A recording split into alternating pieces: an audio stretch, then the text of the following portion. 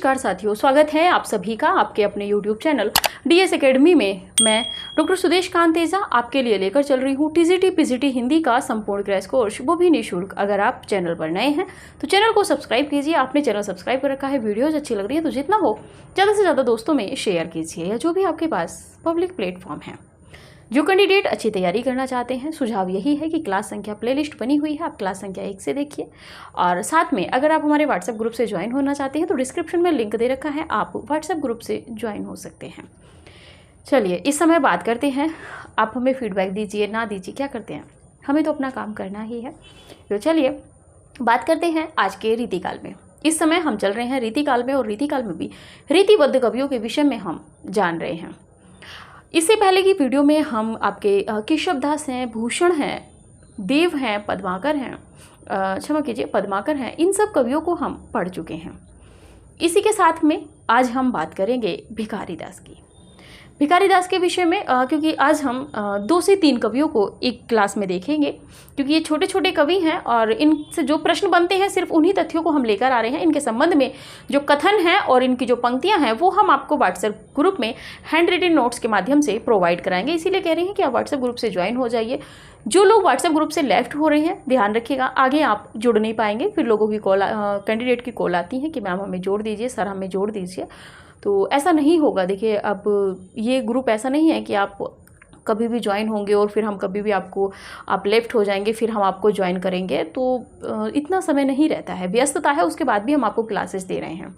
अगर इससे हमें कोई इनकम स्रोत होता ये हमारा तो हम दूसरी बात थी। अगर हम आपसे फीस लिए होते तो भी हम आपके एक तरीके से बंधे हुए होते, लेकिन ऐसा नहीं है। उसके बाद भी हम आपको सारी चीज़ें फ्री ऑफ कॉस्टली प्रोवाइड करा रहे हैं, एक अच्छे कंटेंट के साथ में, क्योंकि हम नहीं चाहते कि किसी के जीवन से या किसी के भविष्य के साथ में खिलवाड़ किया जाए। तो ठीक है, चलिए ये थोड़ा सा बातें थी जो आप ग्रुप में आते हैं, फिर लेफ्ट कर जाते हैं, फिर पर्सनली मैसेज देते हैं कि मैम हमें जोड़ दीजिए, मैम हमें जोड़ दीजिए। हम समझ जाते हैं कि आप एक बार में ज्वाइन नहीं हो रहे हो, इसका मतलब आप लेफ्ट करके ग्रुप को गए हो। ठीक है, तो थोड़ा सा ध्यान रखिएगा। हाँ, समय रहता है क्योंकि PDF प्रतिदिन अपलोड नहीं की जाती हैं। प्रतिदिन PDF जो है वो तीसरे चौथे दिन इवनिंग में, नाइट में या मॉर्निंग में ही अपलोड की जाती हैं। बीच बीच में जो रिवाइज्ड भेजी जाती हैं, प्रेषित की जाती हैं, वो या तो रविवार को या बीच में किसी एक दिन भेजी जाती हैं। देखिए रोज़ रोज़ नहीं भेज पाएंगे क्योंकि व्यस्तता इतनी रहती है। ठीक है, आप समझ रहे होंगे कि 3 क्लासेज आपको देना और उसके लिए भी पहले से तैयारी करनी होती है। ठीक है, चलिए बात करते हैं रीतिकाल के कवियों में भिखारी दास की। भिखारी दास के विषय में जानते हैं। ये उत्तर प्रदेश के प्रतापगढ़, उत्तर प्रदेश में जिला पड़ता है प्रतापगढ़ के ट्योंगा नामक गांव के निवासी थे। यहाँ से प्रश्न इनसे बन चुका है। जाति की बात करें तो ये कायस्थ थे। कविता काल का जो समय है इनका 1725 से 1760 ईस्वी के बीच में इनका कविता काल यानी कि इनका रचना काल ठहरता है। 1725 से 1760 के बीच में इन्होंने कविताएं की हैं। ये प्रतापगढ़ के अधिपति पृथ्वी सिंह के भाई हिंदूपति सिंह के आश्रय में रहे थे। राजा आश्रित, ये किस राजा के आश्रय में रहे थे, तो आपके हिंदूपति सिंह के। ये रीतिकाल के अंतिम आचार्य माने जाते हैं। ये महत्वपूर्ण है, यहाँ से प्रश्न बनेगा।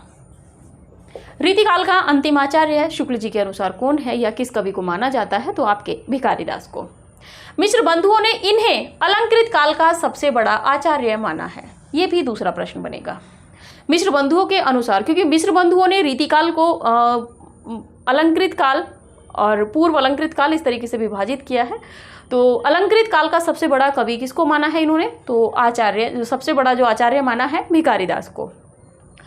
और उत्तर अलंकृत में अगर बात करेंगे तो आपके क्या कहते हैं, जो पूर्वार्ध पहले वाला अलंकृत है उसमें अगर बात करेंगे तो आपके चिंतामणि त्रिपाठी रहेंगे। कवि भिखारी दास ने सर्वप्रथम तुक को काव्यांग के रूप में ग्रहण कर उसका विवेचन किया था। किस रीतिकालीन कवि ने तुक को सर्वप्रथम काव्यांग के रूप में स्वीकार करके उसका विवेचन किया था? भिखारी दास ने। यहाँ से प्रश्न बनेंगे। ये तीनों जो पॉइंट हैं ये बहुत महत्वपूर्ण है, यहाँ से प्रश्न बनेंगे। ठीक है, आगे बात करते थे रचनाओं में या ग्रंथों की। तो रस सारांश, इसका समय है संवत 1799। काव्य निर्णय महत्वपूर्ण है, 1803 विक्रम संवत में ही है ये भी। श्रृंगार निर्णय 1807 विक्रम संवत में, तीनों महत्वपूर्ण हैं। छंदोर्ण पिंगल प्रश्न बन चुका है इससे, इसीलिए महत्वपूर्ण हो जाती है 1799 विक्रम संवत। शब्द नामकोश विष्णु पुराण भाषा शतरंज शती का महत्वपूर्ण नहीं है। अमर प्रकाश संस्कृत अमरकोश का पदवद अनुवाद है। बात करें शतरंज शतीका की तो आप पढ़े रहिएगा इसको, बाकी की जो रचनाएं थी वो महत्वपूर्ण थी।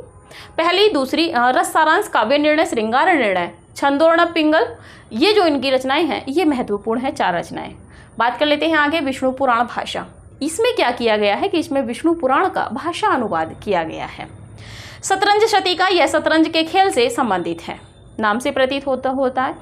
छंदोर्ण पिंगल, छंदोर्ण पिंगल यानी कि छंद में पिंगल छंद की बात हुई है, तो इसमें संस्कृत प्राकृत ब्रज भाषा में लिखे गए छंदो विवेचन विषयक ग्रंथों के आधार पर छंद निरूपण किया गया है। किसके आधार पर है, तो ये बहुत ज़्यादा महत्वपूर्ण नहीं था, बस थोड़ा सा आपको परीक्षा की दृष्टि से याद रहे इसीलिए आपको बताया था। आप स्क्रीनशॉट लीजिए, फिर आगे बढ़ते हैं।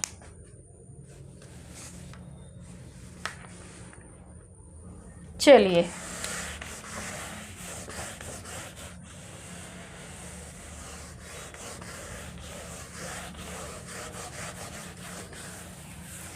इसके बाद में बात करते हैं हम रस सारांश की।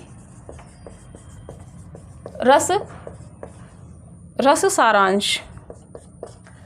सारांश में है रस की सामग्री और इसमें रस की सामग्री और उनके भेदों तथा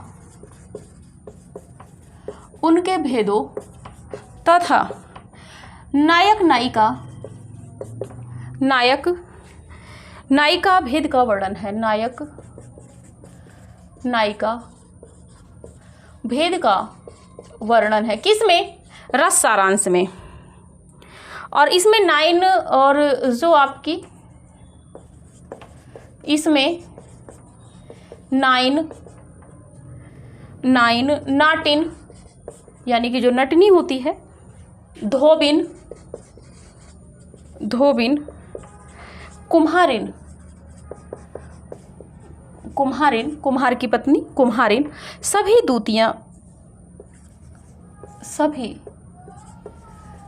दूतियों का वर्णन है। ये दूती मानी जाती हैं। तो देखिए यहाँ से भी प्रश्न बन सकता है किस रचना में 9 नाटिन धोबिन कुम्हारिन को दूती माना गया है, किसमें, रस सारांश में। अगली रचना की बात कर लेते हैं श्रृंगार निर्णय। श्रृंगार निर्णय की अगर बात कर लें तो आधार ग्रंथ, इसके आधार ग्रंथों में यदि बात करें तो भानुदत्त की रसमंजरी, भानुदत्त की क्या है तो रसमंजरी, रस तरंगिणी,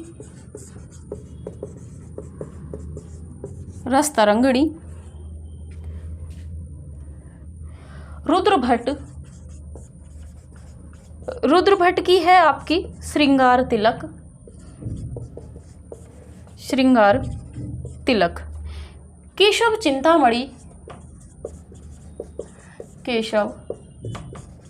चिंतामणि तोष आदि का आधार लिया है।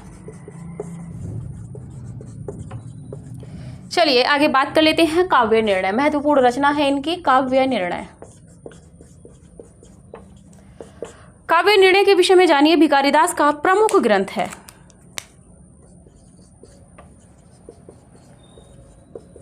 भिखारीदास का प्रमुख ग्रंथ है, ठीक है। इसके बाद में इसमें काव्य के सभी अंगों का विवेचन किया गया है। इसमें काव्य के सभी अंगों का विवेचन किया गया है और यह 25 उल्लासों यानी कि अध्यायों की बात करें तो अध्यायों में विभक्त है। कौन सा आपका काव्य निर्णय। राजा हिंदुपति, यह है राजा हिंदुपति को समर्पित है, हिंदुपति को समर्पित है। चलिए आप स्क्रीनशॉट लीजिए, फिर देखते हैं।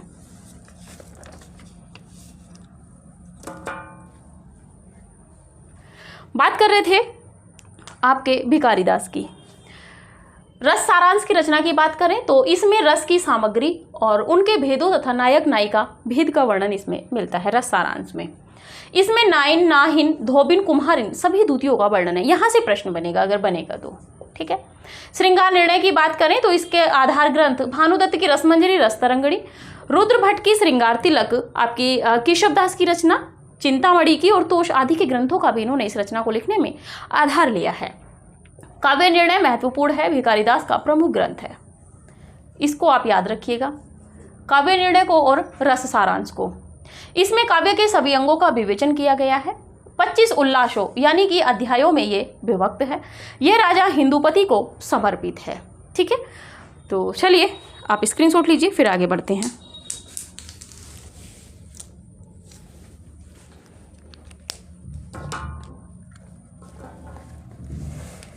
चलिए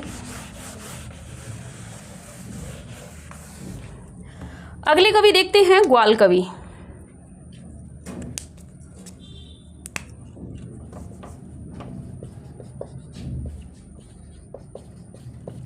ग्वाल कवि के विषय में बात कर लेते हैं। मूल नाम, समय की बात करें इनका तो समय है 1791 से 1868 ईस्वी। जन्म स्थान इनका रामपुर नहीं, चलिए सेवाराय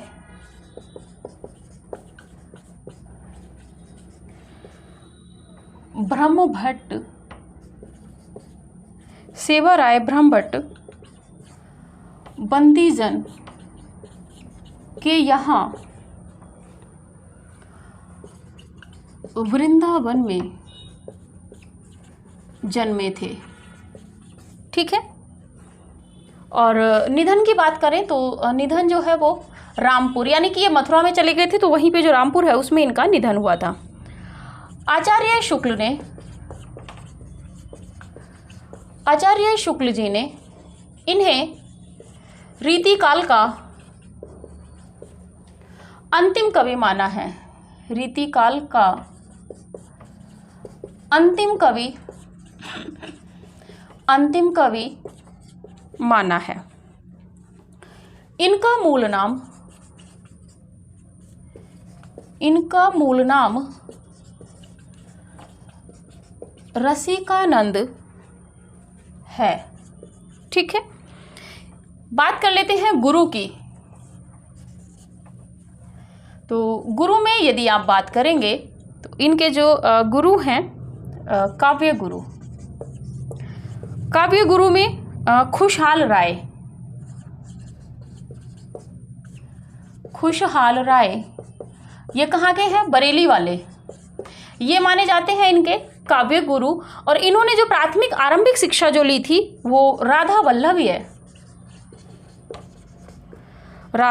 वल्लभीय गोस्वामी दयालाल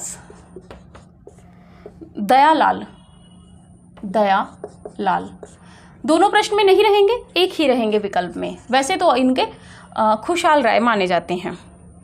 ग्रंथों की बात कर लें, ग्रंथ कौन कौन से हैं तो देखिए, वैसे इनके 16 ग्रंथ माने गए हैं, देखते हैं।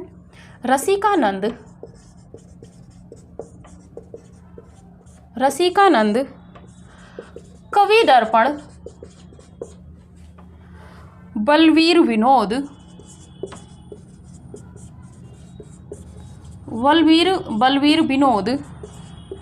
साहित्यानंद। 5वें नंबर पे बात करें तो गुरु पचासा। 6 नंबर पे बात करें प्रस्तार प्रकाश। 7वें नंबर पे यदि बात करें तो नेह निर्भा। 8वें नंबर पे बात करें तो बंसी बीसा।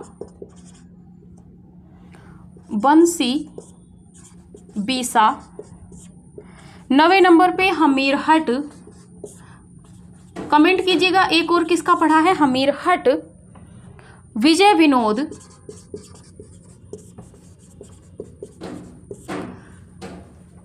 ग्यारहवें नंबर पे बात कर लेते हैं भक्त भावन,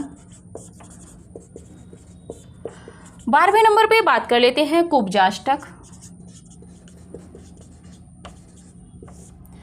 13वें नंबर पे बात कर ले गुरु पचासा, गुरु पचासा भी कह सकते हैं और 50 भी। 14 नंबर पे बात करें तो निम्बार्क। चलिए यहाँ से प्रश्न नहीं बनेगा, इतना ही रहने देते हैं। इश्क लहर दरियाव लिख लीजिए, इश्क लहर दरियाव। ठीक है, चलिए आगे देख लेते हैं थोड़ा सा। यमुना लहरी, इनकी रचना है यमुना लहरी।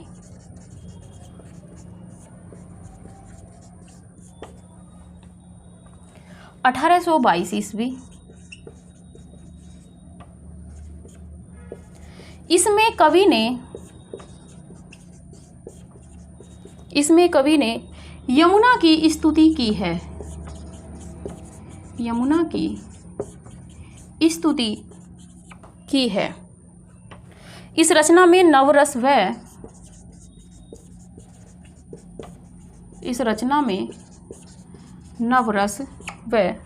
षट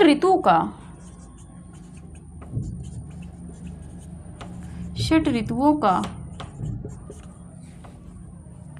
समावेश मिलता है।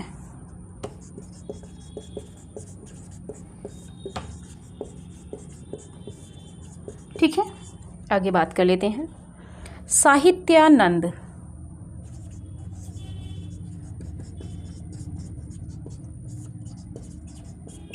साहित्यानंद के विषय में है, यह सर्वांग निरूपक ग्रंथ है,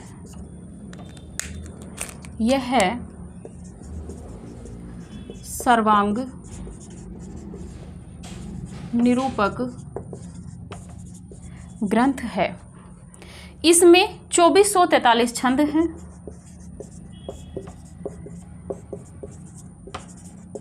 इसमें 2443 छंद हैं।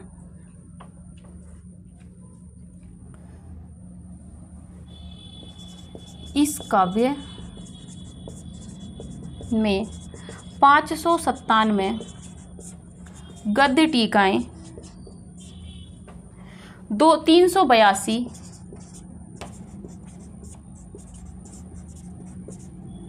मानचित्रों का एक विशाल संग्रह किया गया है।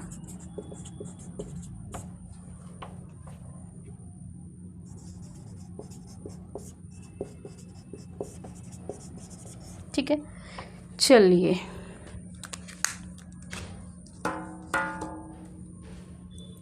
बात कर लेते हैं ग्वाल कवि की। महत्वपूर्ण कवि बहुत ज़्यादा नहीं है, लेकिन हाँ रचनाओं से प्रश्न बनता है। ग्वाल कवि समय की बात करें तो 1751 में इनका जन्म है। कहाँ पर? सेवा राय ब्रह्म भट्ट के यहाँ बंदीजन यानी कि वृंदावन, इन्हीं को माना गया है। बंदीजन भी इनके पिता का ही नाम है। वृंदावन में इनका जन्म हुआ है। माना जाता है कि कुछ समय बाद वृंदावन से मथुरा चले गए थे और मथुरा में ही वृंदावन में इनके पिता का जन्म माना जाता है। इनका जन्म भी वृंदावन माना जाता है, लेकिन फिर ये मथुरा चले गए थे और मथुरा में ही इनका मथुरा का जो रामपुर है वहाँ पे इनका निधन हुआ था। निधन कब हुआ था? तो 1868 ईस्वी में रामपुर। आचार्य शुक्ल जी ने इन्हें रीतिकाल का अंतिम कवि माना है। अंतिम आचार्य कवि, अंतिम कवि। ठीक है, इस तरह से प्रश्न रहेगा। इनका मूल नाम रसिकानंद है। यहाँ से प्रश्न बनेगा, रसिकानंद किसका मूल नाम है? तो ग्वाल कवि का। गुरु की बात करें तो इनके 2 गुरु माने गए हैं। काव्य गुरु जिनसे इन्होंने काव्य लक्षणों का काव्य शास्त्रीय जो शिक्षा ग्रहण की थी वो थे खुशहाल राय। कहाँ के थे ये? बरेली के। ठीक है, उत्तर प्रदेश बरेली वाले ही खुशहाल राय से इन्होंने काव्य शास्त्रीय शिक्षा ली थी।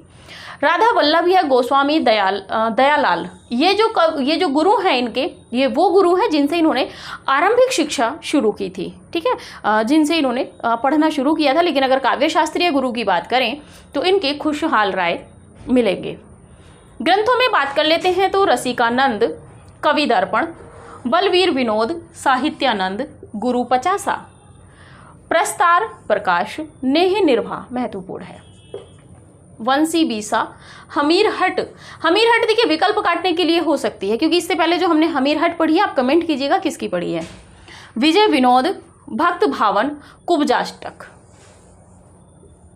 मदनाष्टक, कुब्जाष्टक, इसलिए ये महत्वपूर्ण है। गुरु पचासा, इश्क लहर दरियाव, ये भी थोड़ी सी महत्वपूर्ण है, आगे बताएंगे क्यों महत्वपूर्ण है। ठीक है, कवि दर्पण भी आप इनकी नोट करके रखिएगा। बात करते हैं आगे यमुना लहरी। यमुना लहरी का समय 1822 ईस्वी है। इसमें कवि ने यमुना की स्तुति की है। ठीक है, इस रचना में नव रस व षड ऋतुओं का समावेश मिलता है। किसमें? आपकी यमुना लहरी में। बात कर लें अगली रचना साहित्यानंद की, तो यह सर्वांग निरूपक ग्रंथ है। इसमें 2443 छंद हैं। कितने? 2443 छंद हैं। इस काव्य में 597 गद्य टीकाएं लिखी गई हैं, जो गद्य टीकाओं का आधार लिया गया है। 382 मानचित्रों का एक विशाल संग्रह किसमें किया गया है? तो साहित्यानंद में। आप स्क्रीनशॉट लीजिए, इनकी जो बची हुई रचनाएं हैं उनकी विशेषताएं देखते हैं।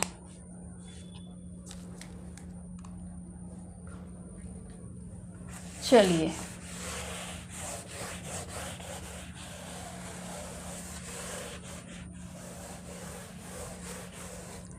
आगे बात कर लेते हैं रसिकानंद की। इनकी रचना है रसिकानंद। इसमें कवि ने रस विवेचन एवं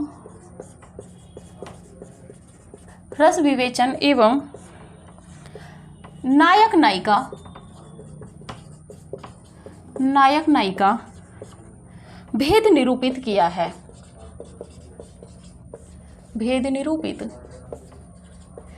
है। अगली रचना की बात कर लेते हैं कवि दर्पण।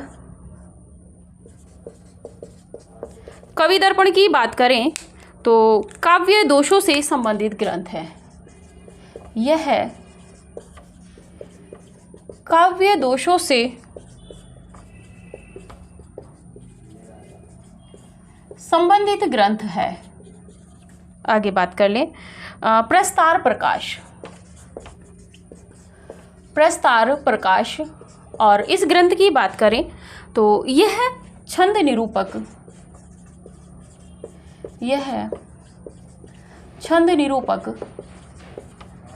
ग्रंथ है। ठीक है, आगे बात कर लेते हैं रसरंग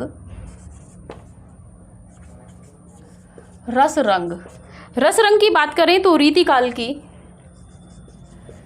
यह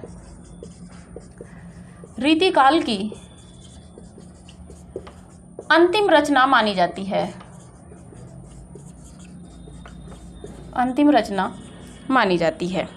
आगे बात कर लेते हैं इश्क लहर दरियाव।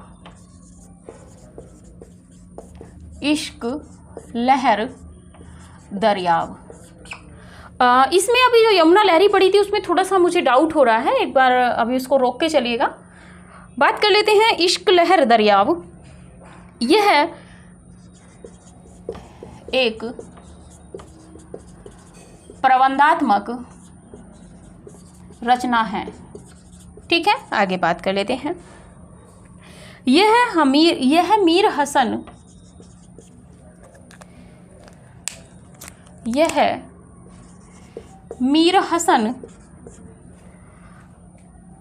दहलवी की रचना क्या नाम है? सिहर उल बयान उर्दू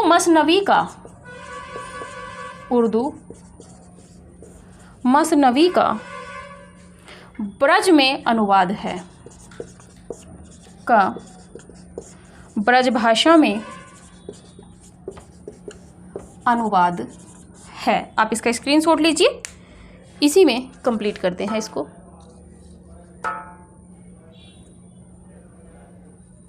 चलिए बात कर रहे हैं ग्वाल कवि की।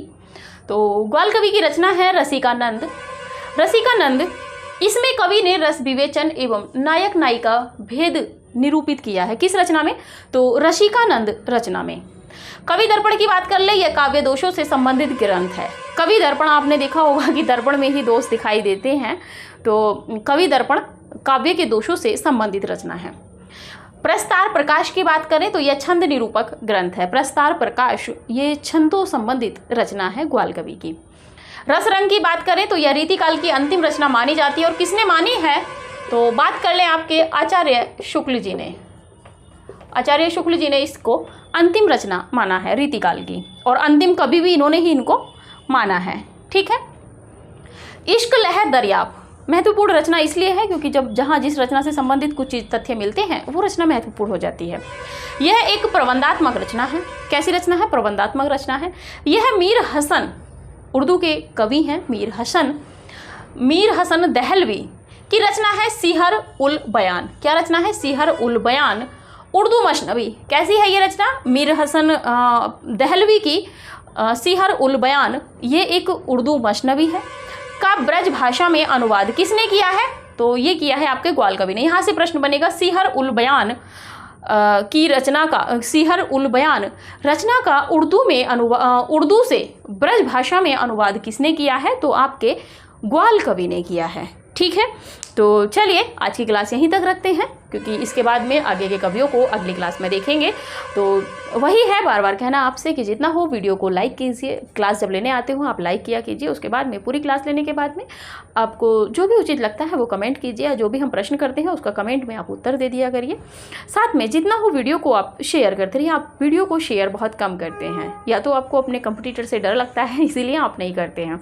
तो देखिए समय से क्लास को शेयर करते रहिए। हो सकता है किसी एक ज़रूरतमंद तक ये क्लास पहुंच जाए और उसको इसकी ज़रूरत हो। हर किसी के पास नहीं ज़रूरत होती है कि उसके पास वो आर्थिक रूप से सक्षम है कहीं पे कोचिंग लेने का फ़ीस पे करके, या जो मूल किताबें हैं या और भी जो किताबें हैं उनको लेने का, क्योंकि बहुत कॉस्टली किताब होती चली जा रही हैं। इसीलिए हर कोई नहीं खरीद पाता है, और सभी को नहीं खरीद पाता। और ख़रीद भी अगर लेता है किसी भी तरह से, लेकिन उसके बाद क्या होता है कि उनको समझ के पढ़ भी नहीं पाता है। ठीक है। तो इसीलिए जितना हो वीडियो को शेयर करते रहिए। और जो भी है जो नए कैंडिडेट जुड़ रहे हैं प्रयास कीजिए क्लास संख्या 1 से देखने का, क्योंकि वैसे तो आप जब क्लास देखते हैं तो आपको समझ में आ जाता है, क्योंकि क्रमबद्ध रूप में हम आपका पूरा पाठ्यक्रम लेके चल रहे हैं। कहीं पे भी हमने छोड़ा नहीं है। ऐसा नहीं है कि आपसे कुछ वीडियोस को मतलब कुछ टॉपिकों को हटा दिया गया हो, ऐसा कुछ नहीं है। पूरे टॉपिक हमने क्लियरली आपको दिए हैं। ठीक है। तो आप क्लास के हर तरीके से आप एक तरीके से संतुष्ट हो रहे हैं, तभी आप लगे हुए हैं। तो आप जो भी कैंडिडेट हमारे साथ जुड़ते चल रहे हैं तो प्रयास कीजिए, शुरू से देखिए, प्लेलिस्ट बनी हुई है। और इसी के साथ में जो कैंडिडेट व्हाट्सएप ग्रुप से ज्वाइन होना चाहते हैं डिस्क्रिप्शन में लिंक दे रखा है, आप ज्वाइन हो सकते हैं। और जो भी है आप कमेंट दीजिए। लेकिन क्लास जब लेने आते हो तो इतनी सी रिक्वेस्ट है कि क्लास लेने से पहले आप क्लास को लाइक कर दिया कीजिए। जो भी आपके पास प्लेटफॉर्म है आप उस पर शेयर कर दिया कीजिए। उसके बाद आप इत्मीनान से जो भी आपकी क्लास रहती है 35, 40, 30 मिनट की, आप उसको आराम से देखिए और तथ्यों का अच्छा संकलन आप लेके चलिए। जो तथ्य हमसे अभी बचे हुए चल रहे हैं, जैसे कि कवियों के विषय में आलोचकों के कथन और उनकी पंक्तियाँ, वो हम आपको व्हाट्सएप ग्रुप में देंगे। इतना उद्देश्य मात्र हमारे व्हाट्सएप ग्रुप का है। तो ठीक है, मिलते हैं अगले रीतिकालीन कवियों के साथ में। अभी रीतिबद्ध कवियों को ही हम पढ़ रहे हैं, तो अगली क्लास में अगले रीतिकालीन कवियों को देखेंगे। आज की क्लास यहीं तक रखते हैं, तो अगली क्लास में मिलेंगे। तब तक के लिए धन्यवाद।